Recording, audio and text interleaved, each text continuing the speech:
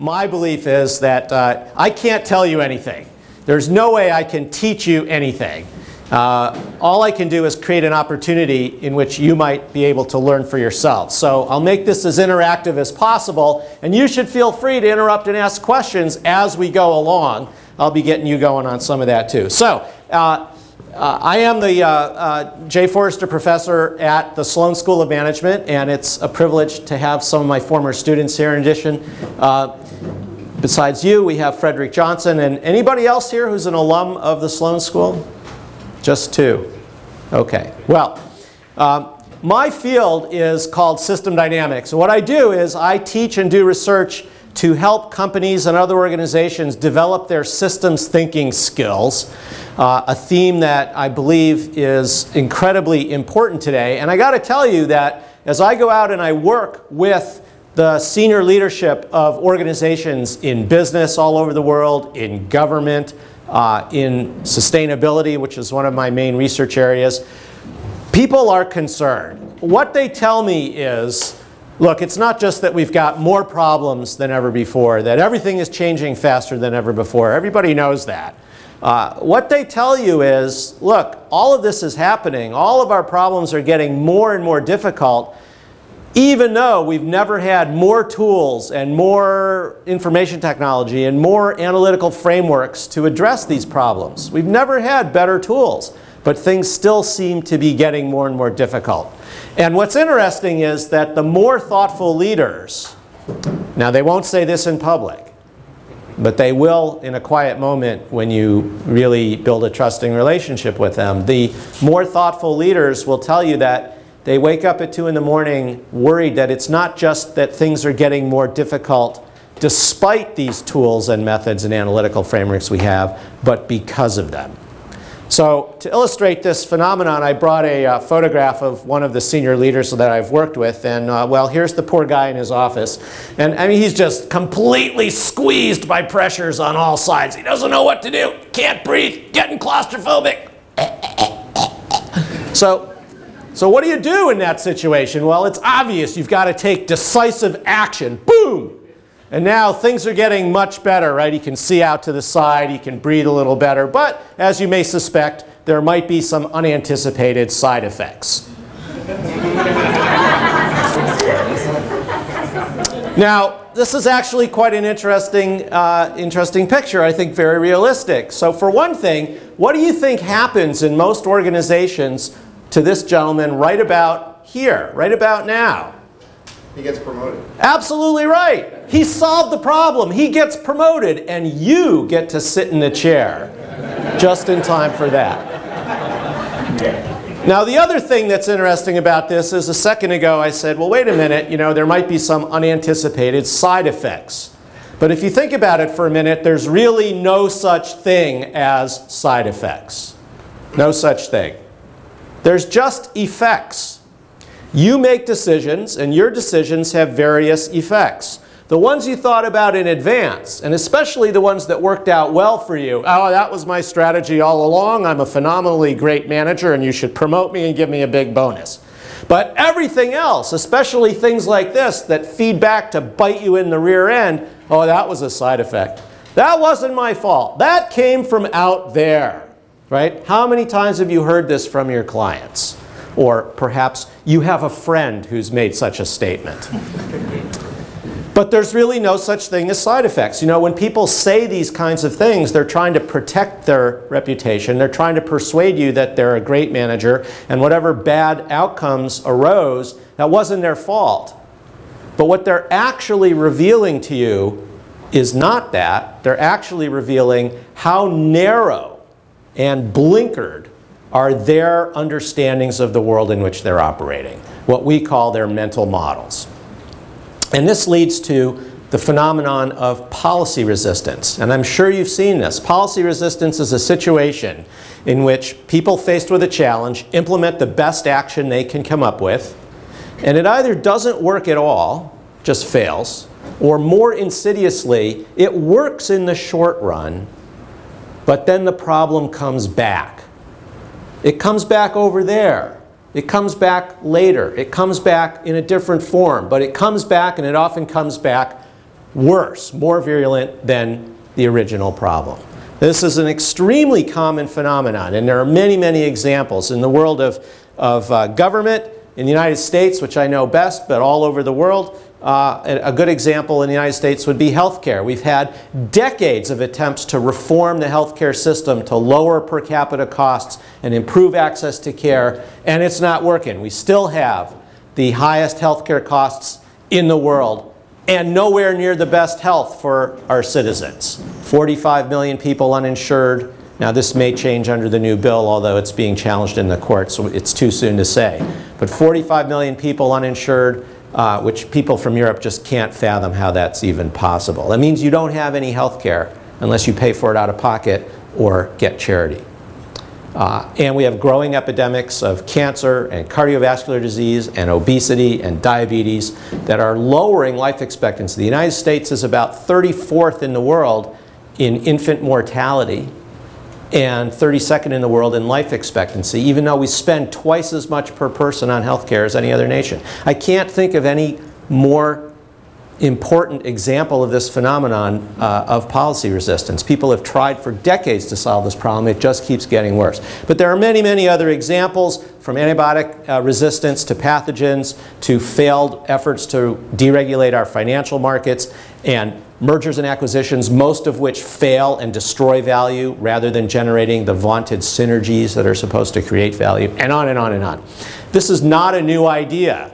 People have understood this characteristic of complex systems for literally millennia. Go back to the ancient Greeks who had the myth of the Hydra. So here's a Hydra on an ancient vase from the Greek National Archaeological Museum. And you all remember the myth here, right? The Hydra is this horrible monster, and if you cut off one of its heads, two more grow. That's the idea of policy resistance. So why does this happen? Well, it's because complex systems have all of these attributes that you see here. They're dynamic. Things are changing all the time and on multiple time scales. You can have a bull market that goes on for a decade and crashes in one day.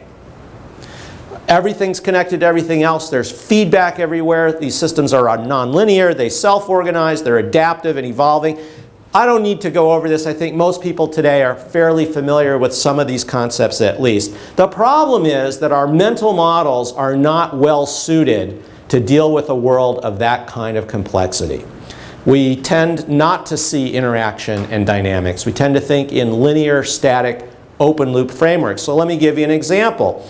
And by the way, mental models really, really matter a lot. So I'll give you another example here before we move on. You know, some people say, well, mental models, you know, oh, nice concept for psychology. Well, folks in the media and communication business understand the importance of psychology, but a lot of people go, it's a parlor trick. It's not a parlor trick. It has huge consequences. Let me give you an example. Here's a couple of folks flying a jumbo jet, and, well, can you see that right there?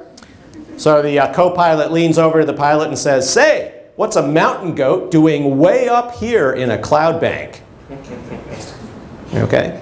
That's an example of the mental model overriding the data. Now, I'm going to ask you all a question. I don't know what the answer is. Is anybody here a pilot? Anybody here fly their own aircraft, have military or civilian flying experience? No? Well, so I don't know if you'll know the answer to this, but in the United States there's an aviation acronym called CFIT, C-F-I-T. Anybody know what it stands for? Yeah. Well, it stands for Controlled Flight into Terrain. Let me say it again, Controlled Flight into Terrain.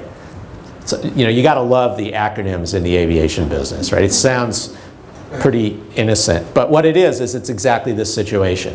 In a CFIT accident, there's nothing wrong with the engines, the airframe, the flight control services, the hydraulics, the avionics, the instruments. There's nothing wrong with the aircraft whatsoever, but the pilots construct a mental model of their position, heading, altitude, ground speed that's just not consistent with the reality, and they will literally fly their aircraft under full control into the side of the mountain or land it in the woods instead of on the runway.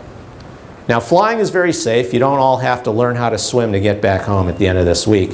But CFIT is the #1 cause of civilian aviation crashes around the world, and it has been for decades. That tells you mental models really matter. So, one of the mental models that I think is most prevalent and most damaging out there is what I call the open loop mental model. So how many times have you seen this image in a proposal that either you've written yourself or that you've been asked to review? Right? So come on, how many times?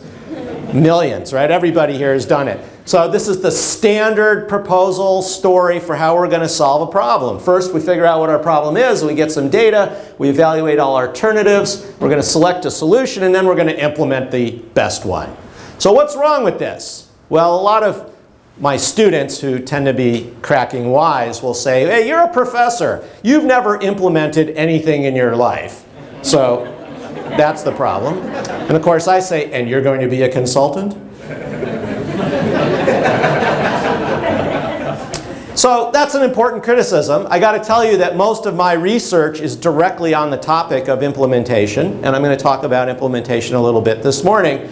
But that's important, but it's not the real problem. The real problem here is this imagines that the process of addressing a problem is linear, one way, beginning, middle, end, done. No project in the history of the world has ever gone that way, certainly none of mine. And you all know this, right? There's constant iteration, feedback, having to go back because you didn't get it right the first time. You didn't really uncover the customer's latent needs. You didn't really understand your client's requirements. And you have to go back as you show them what you think is the answer, and they go, that's not what I had in mind at all, and find out what's really going on. Now, unfortunately, most people don't understand the concept of feedback, but this is what I mean. This is the idea that I want to convey to you today. The idea that in complex systems there's continual feedback, iteration, self-creating, self-organizing behavior. And it's the structure of those systems that creates their dynamics. Now the problem is most people don't understand feedback that way. So listen,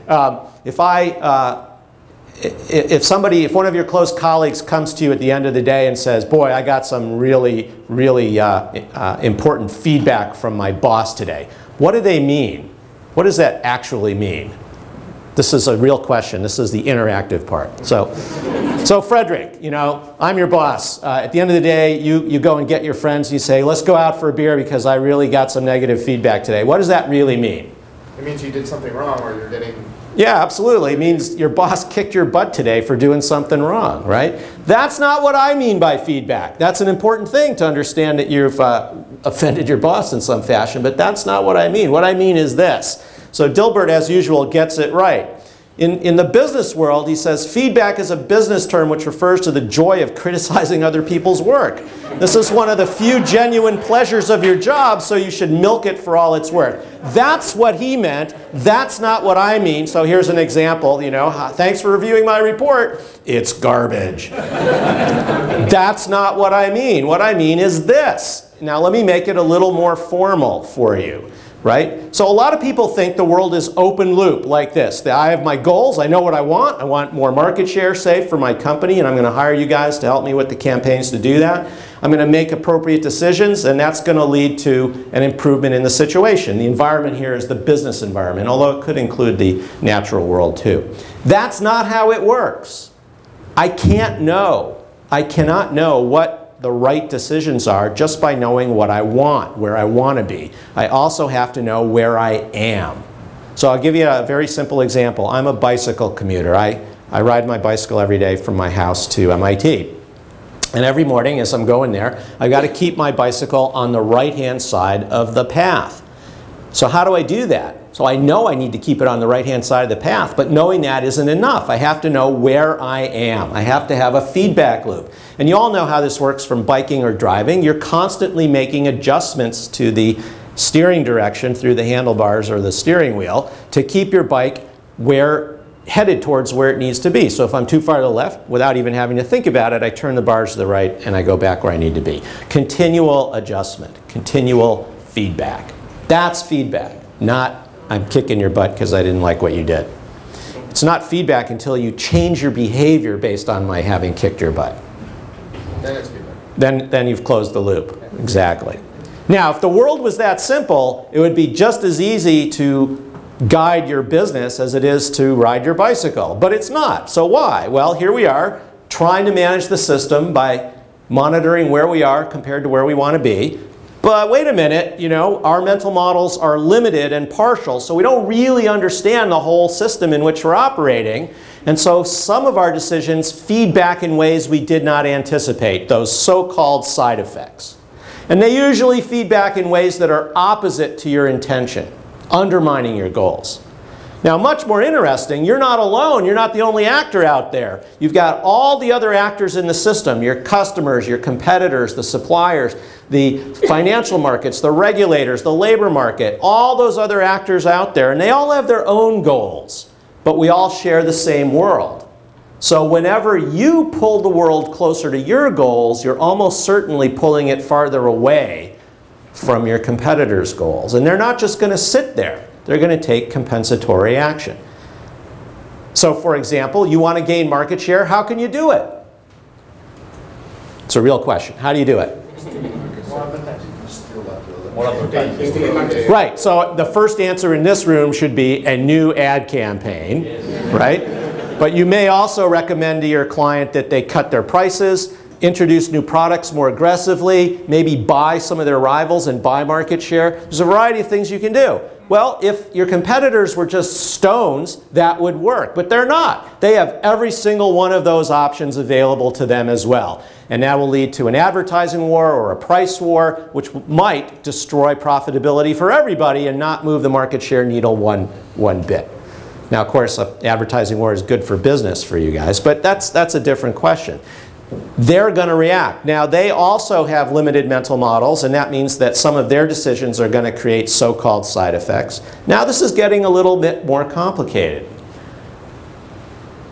But we're not done yet, because wait a minute, you know, here's a couple of variables that are feeding into the system but are not yet part of the feedback loop structure. That's almost always wrong. So whenever somebody tells you, you know, something affects us, but we have no control over it whatsoever, you want to challenge that assumption.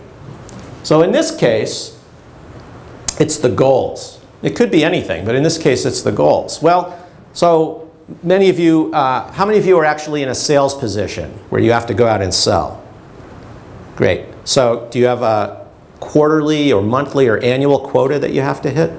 Yes. Yeah. So you don't have to answer this specifically for you, but you know, if you're a good salesperson and you do a phenomenal job and you absolutely knock your sales out of the park, so you've greatly exceeded your quota this quarter, what is management going to do? Increase the result. Of course, they're going to raise the bar and you're going to have to hit a higher quota next quarter. So what that means is the goals are actually part of the feedback system here. Now, of course, all salespeople very quickly learn that they are part of that loop and that they are managing their manager.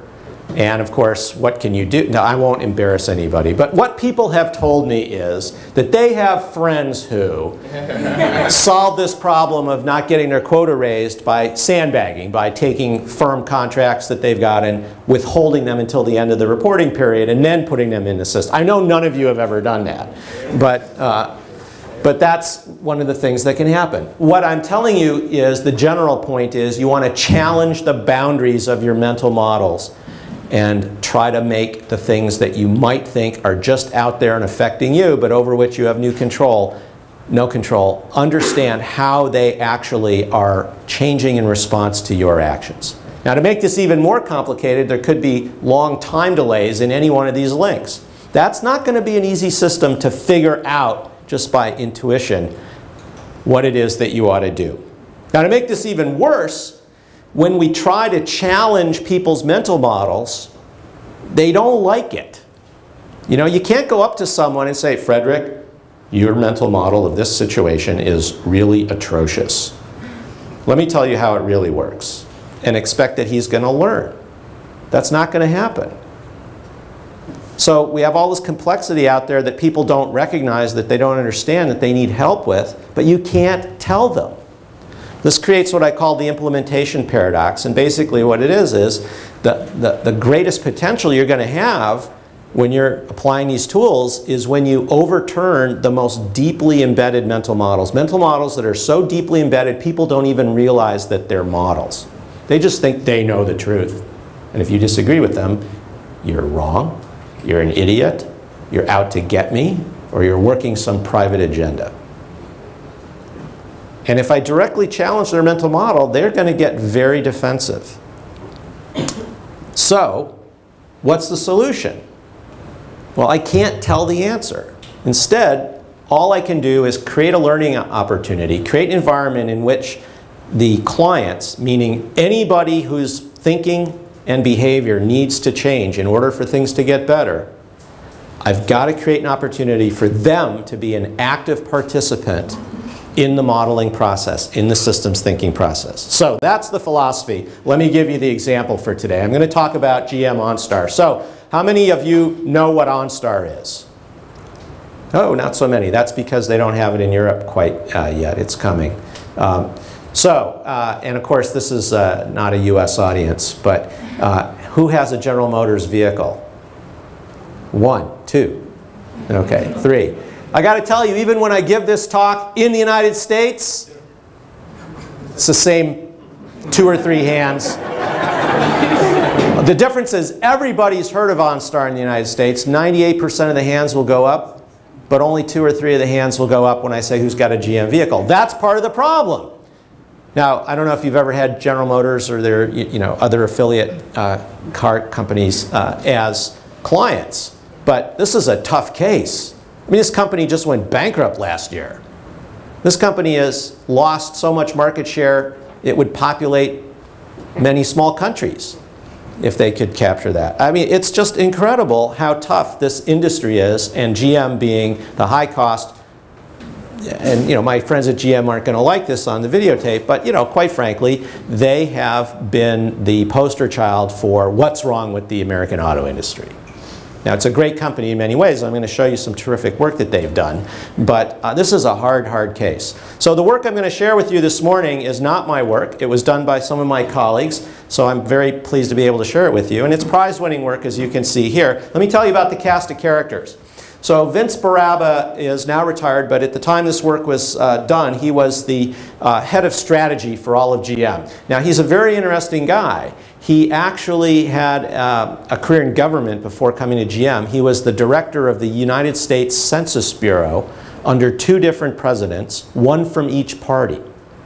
That's a highly political job. It's basically similar to your business in the sense that they have to go out every 10 years and count everybody in the country. And by the way, by Supreme Court ruling, they're not allowed to use any sampling techniques. They have to do a direct enumeration for the official census. So this is a very tough job. And then he went to GM, where he found Washington was easy. Chet Huber was the president of OnStar at the time. He came actually from GM's railroad business. And I got to tell you, when OnStar started being the president of OnStar, it's a wholly owned separate corporate entity owned by General Motors, was not a big deal because he had about 3 employees, one of whom was Fred Cook. Nick Pudar was a student of mine, like Frederick, an alum of the Sloan School, got his MBA in 1990 and was Vince's chief deputy at that time. Jim Smith, another analyst from OnStar, and Mark Page was also a student of mine. He got his PhD under me at the MIT Sloan School, and he's a leading system dynamics consultant. So, what is OnStar? Not that many people raise their hands, so let me tell you a little bit about it real quickly. What it is it's a telematics service offering. So in your OnStar equipped vehicle, you're going to have these 3 buttons up there. The phone button, which gives you hands-free cell phone access and a virtual advisor. The middle button, the OnStar button, if you press that button, by the way, any of you guys with GM vehicles, do you have OnStar in your vehicle? I saw 3 hands come up with GM vehicle owners, right? So do any of you have OnStar in your car? No? Okay. So if you push the middle button, a human being will come on and say, Mr. Johnson, how can I help you today? And they know who you are. They know where you are because there's an integrated GPS that tells them where the car is. They also have access to all the engine diagnostics and vehicle diagnostics, so they can tell you anything you need to know about how your vehicle is performing. And then the last button on the right, of course, is the emergency button. And if you press that, you get somebody instantly who will provide whatever emergency assistance you might require. It also has what's called automatic crash response. Automatic crash response, if your vehicle is in an accident, either if the airbags go off or if there's a rollover or any large acceleration from any direction, there's accelerometer chips in the system, it will automatically place a call to the OnStar command center, where specially trained operators in the call center who staff the emergency desk will answer that call immediately, and they'll come on, and I'm just going to pick on you, Frederick, because you were my student, and say, Mr. Johnson, there's been an accident, are you okay?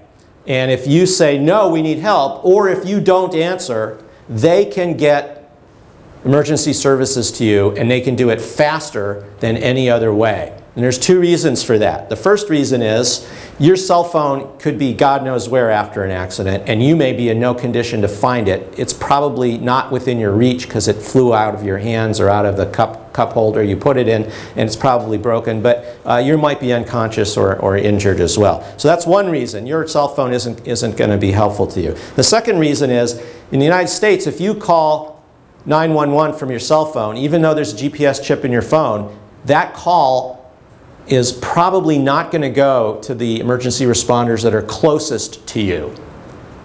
It's going to go somewhere else. I actually had to do this, not from my car, but there was a telephone wiring pole that fell down near my house one morning while I was riding my bicycle, and I called 911, and the call went to the state police, not my town's police. So OnStar solves that problem. They get the call, and they know where you are through the GPS. So what they do is they know exactly who the right first responders are based on where you are, and they call them. And then they can conference you in with them, and they can tell you what to do, and you can tell them what help you need. I'm diabetic, I just had a seizure, or I'm bleeding, or whatever it is. This is a map of the Chicago area, and each one of those little boundaries is a separate PSAP, Public Service Access Point. That is a fire station or an EMT station where there is an ambulance and help for you, and you got to call the right one. In many places, like Chicago, they are not allowed to cross over the other boundaries unless they're asked. So if your call goes to the wrong one, when you can see that's easy to happen here, it's going to delay assistance to you. And what OnStar does is it gets you that help right away. Furthermore, they know where you are. Very often your car might have rolled off the road and down an embankment. This has actually happened and cannot be seen from the highway. So the ambulance goes up and down the road and they don't know where you are.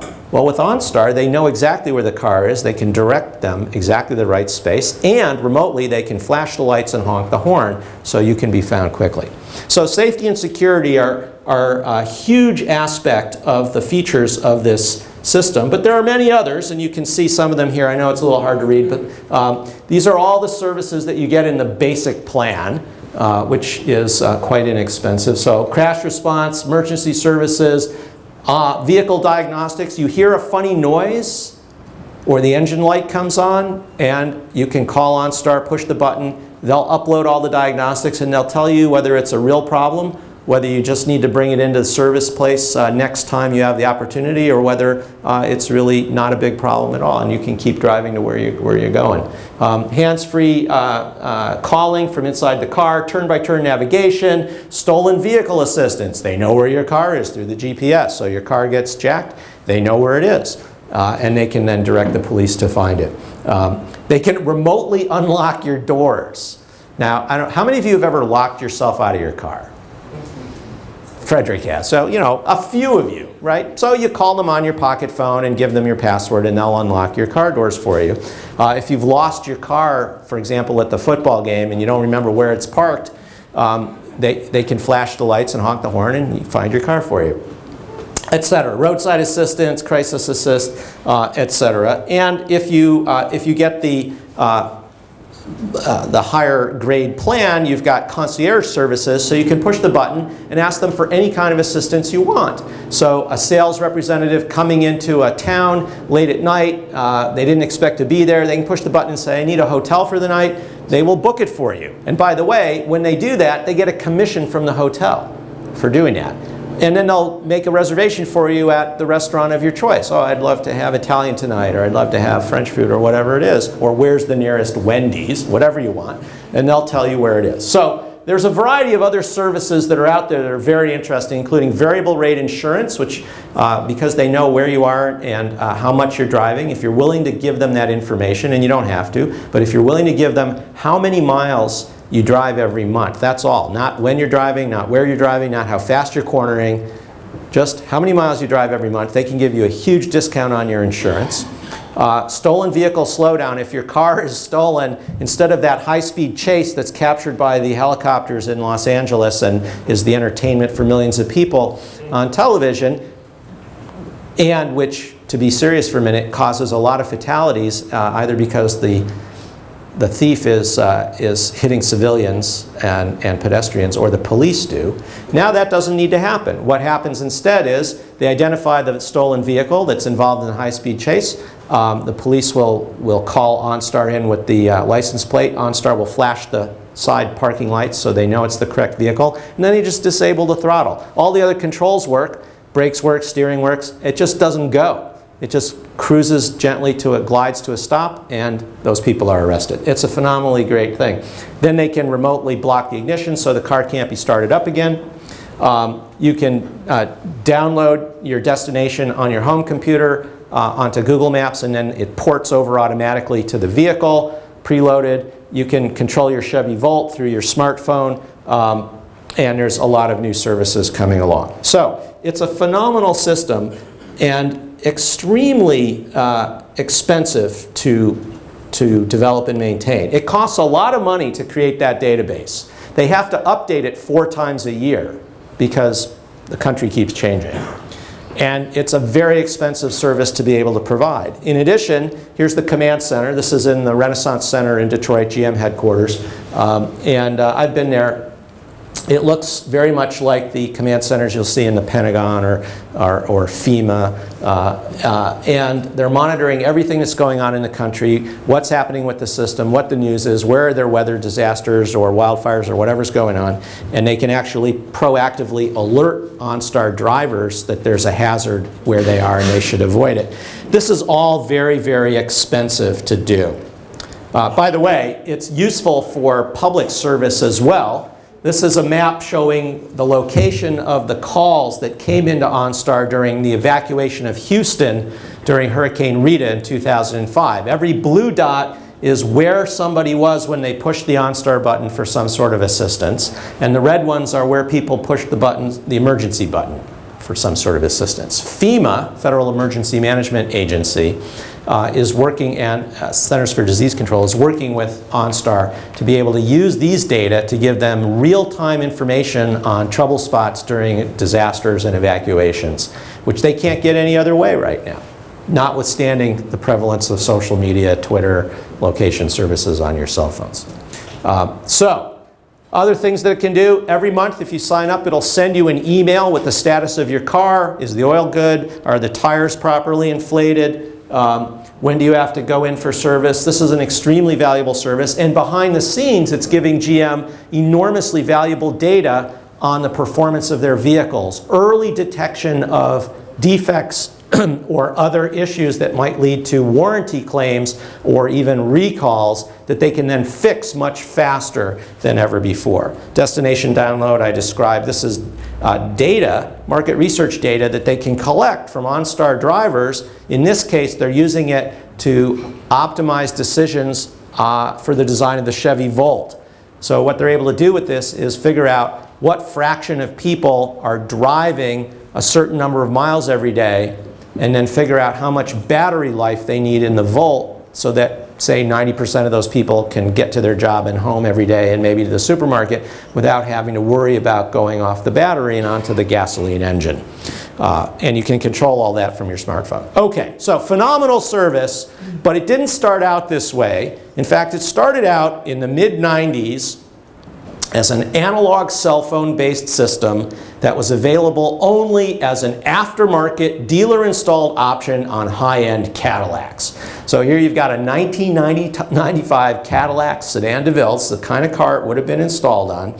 And the way it would work is, if you were going to buy a Cadillac, and if the dealer you went to knew about OnStar, which isn't certain back then, and if that dealer had trained any of their salespeople to sell it to you, which isn't at all certain, and if that salesperson thought it might be worthwhile, worth their time to try to pitch it to you, and if they did, and if you thought it was good and said, okay, I'd like to have it, then you had to fork over about $2,500 to buy the option and give your car back to the dealer for 3 days so they could rip out the wiring harness and put in the OnStar hardware. Then you could have your car back. Needless to say, not many people were doing this. And so after a couple of years, they didn't have a very large installed base of users. Now, Ron Zarella was the president of what they call North American operations at GM at this time. He later went on and became the CEO of Bausch & Lomb. But as the president of NAO, he's basically the #2 guy in all of GM. Rick Wagner was the CEO during this time. And Ron is in charge of this and all the other big decisions over GM in North America. And he's basically looking at OnStar and he's going, you know, this just isn't working. And he called in Vince Baraba, his head of strategy, and he said, Vince, this just isn't working. Give me a reason why I shouldn't just pull the plug and kill this. It's costing us a ton of money. And it's just not getting traction in the marketplace. And Vince made 2 arguments as to why it shouldn't just be killed. First argument was, well, not many people have it, but the people who do have it love it.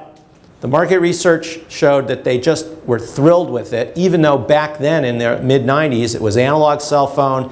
All the services that I just showed you, many of them weren't there. Safety and security, crash response, the phone, that was there, but a lot of the other services weren't there. But the people who had it loved it. And the second reason, Vince says, is, Ron, you know our traditional business model is just not working. And Ron goes, of course we know that. You know, our margins are 1 or 2% in a good year.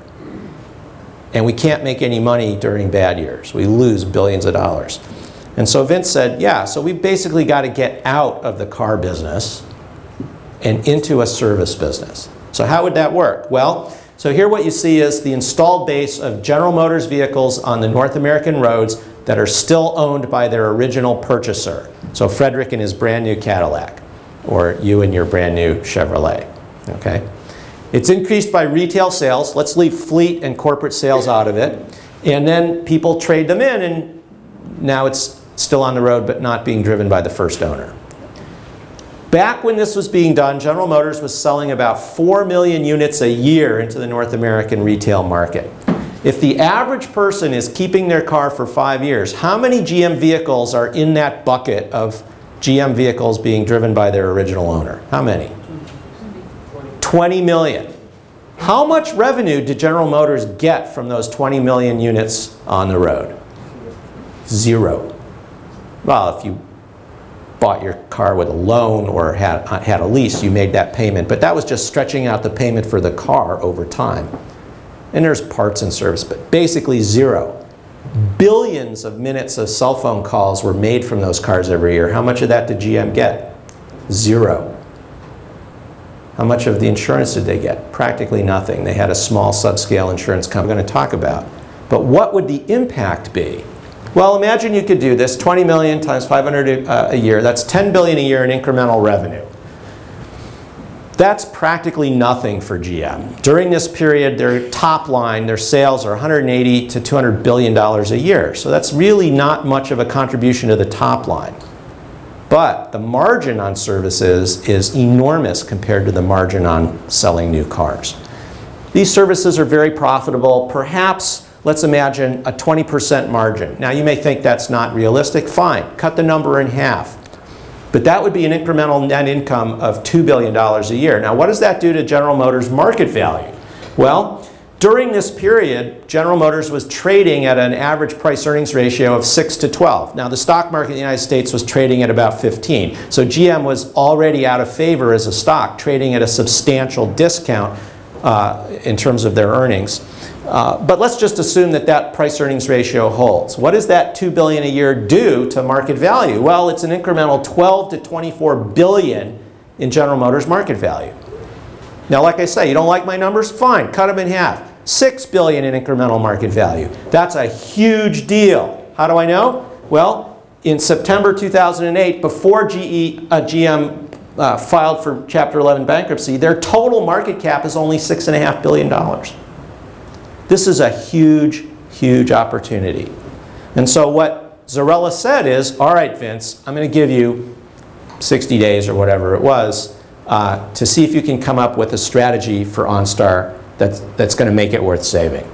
And they did that by using system dynamics, using our methodology, led by Nick and some of the others on the team. Now, what were the big strategic issues? So now we're in about 1997. This is getting underway.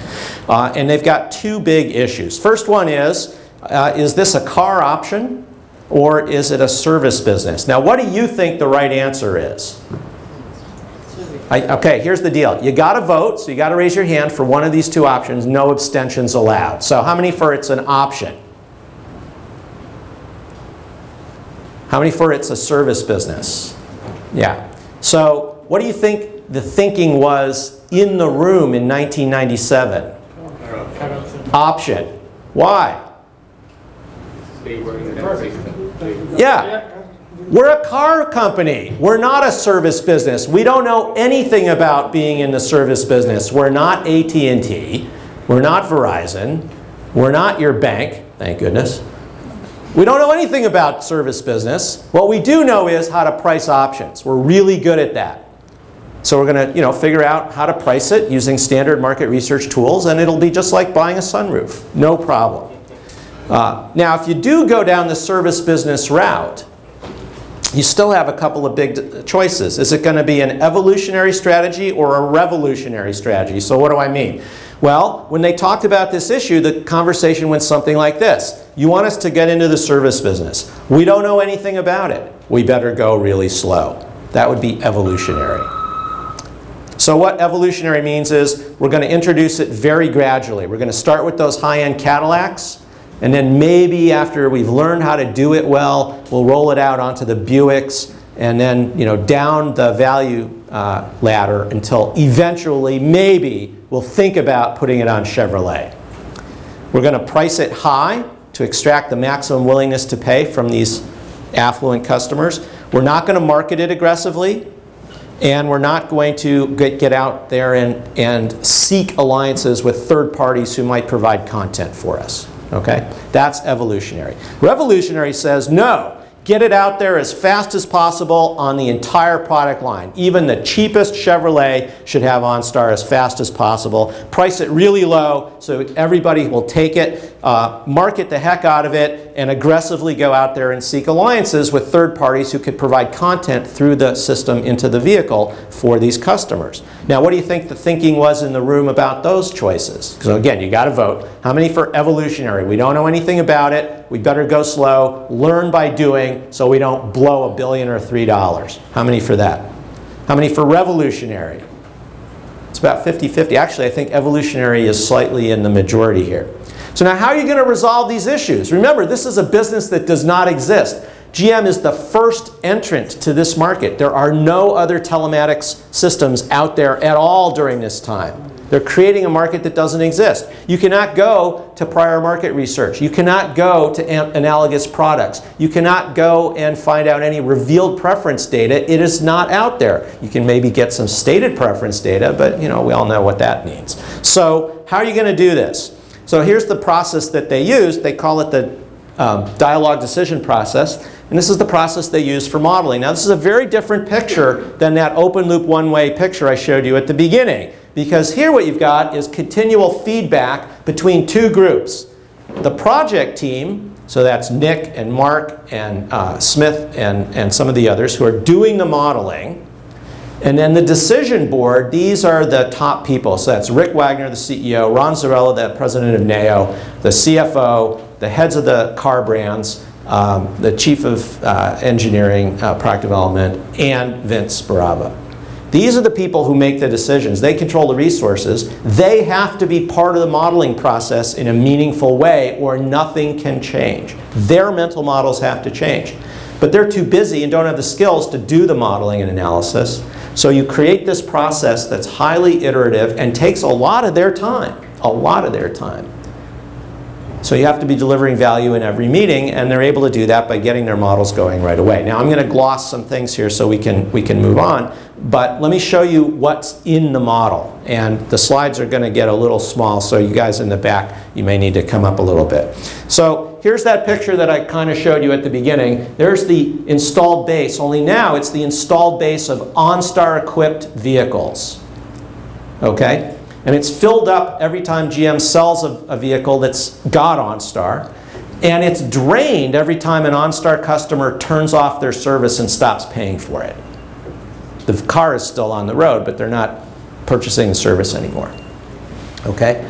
So if you're going to be successful, you've got to do a couple of things. First of all, you have got to create awareness that this product and service even exists. Because it's brand new and there's nothing else like it, nobody knows what it is. You got to persuade, you got to make people aware of what it is, and then it has to be appealing enough, it has to be attractive enough that once they're aware of it, the next time they go to purchase a car, they might actually buy a GM vehicle in order to get OnStar. So you have to have both awareness and appeal. So how are you going to do that? Well, I'm going to run through some of the feedbacks that were in the model. And remember what feedback here is. It's that closed loop of reflexive self-creating causality. Now, every time somebody churns, it's because they didn't find the service sufficiently attractive. That's going to lower the installed base in the same way that low attractiveness is going to choke off new installations. So for the purpose of keeping the diagrams clean, I'm going to omit the link to churn. But remember that everything that boosts sales is going to also suppress churn and have the same impact of boosting your installed base. All right, so how are you going to build awareness? This is a real question. How are you going to build awareness? Obviously, for this audience, you're going to advertise it, right? There's all kinds of marketing channels we can use here. What else? Recommendation. Yeah, word of mouth or recommendations from people who have it now. Now, in this market, for this kind of service, do you think word of mouth is going to be powerful or weak? There are many products for which word of mouth is simply weak. You know, I do not see a lot of people going, hey, I got a new toilet. Come on over and check it out. That, you know, I got flush, you know, running water. It's just not the way it works. So there's no word of mouth on that. Although, you know, you could think of some of the Korean and Japanese super high-tech toilets that they don't have much in the United States. That's going to attract a little buzz. But, you know, come on into my bathroom, let me show you my toilet is not really going to be a big word-of-mouth generator. What about this product and service? Is word of mouth going to be weak or strong? It's going to be incredibly strong because it's wicked cool, as we say in Boston.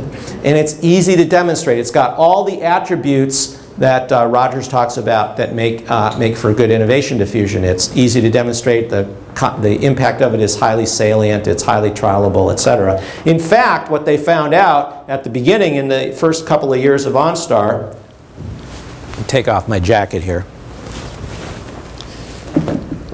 What they found out is very often the calls to OnStar were coming in from the home address of the subscriber at 0 miles per hour. What was that about? They were showing it to their friends and neighbors. This has big implications, by the way, for the rest of your strategy. If I'm showing it to my friends and neighbors, when I push the button, what better happen? It better work, and the person at the other end needs to be friendly, knowledgeable, and helpful. Otherwise, that word of mouth is going to be unfavorable and choke off the whole market. Okay, so here's those two feedback loops, all right? The first one says, the bigger the installed base, the more word of mouth you're going to get, that's going to boost awareness, lead to more OnStar sales, further increasing the installed base in a virtuous cycle leading to runaway awareness growth. And the second one is, of course, that awareness can be generated by marketing. So marketing requires a budget. Where does that budget come from? It comes from revenue. Where does the revenue come from? Well, if this is a service business, the revenue comes from the installed base, because every month they're going to pay their monthly fee like you pay your cell phone bill. So the bigger the installed base, the more revenue, the bigger the budget, the more marketing and advertising, still greater awareness, more installations, still bigger installed base. These are two very powerful reinforcing feedback loops in any business. And if you can't demonstrate to your client that these loops are going to be strong, or some other reinforcing loop that can boost awareness, whether it's media coverage or Twitter feeds or whatever, then there's no hope for you, because awareness will never take off. Now at the beginning, of course, word of mouth is very unimportant, because there's just not a lot of people out there in the installed base. There's Frederick and his Cadillac, and that's about it.